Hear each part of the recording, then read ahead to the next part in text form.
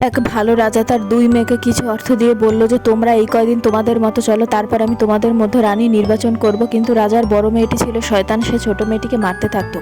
বড় মেয়েটি বাজারে বের হলো এবং বার্গার কিনে খেতে লাগলো। বার্গারের টেস্ট তার মোটেও ভালো লাগেনি, এই কারণে সে অসহায় দোকানদারিকে মেরে ধরে তার দোকান ভেঙে দিয়ে চলে গেল। এরপর পথে চলতে চলতে একটি অসহায় ভিক্ষুক ছেলে দেখলো, তার থালাটি সে ফেলে দিয়ে সেখান থেকে চলে গেল, তাকে সাহায্য করলো না এবং অসহায় সেই কুকুরটিকে সে অনাহারে রাস্তায় ফেলে চলে গেল এবং তাকে খোঁচাখুচি করলো। সেখানে অর্থ দিয়ে সে একটি গাড়ি কিনলো। এরপরে ছোট মেয়েটি রাস্তায় বের হলো, বের হয়ে দেখে যে সেই দোকানি পড়ে আছে এবং তাকে তুলে তার দোকানটি সেই অর্থ দিয়ে ঠিক করে দিল।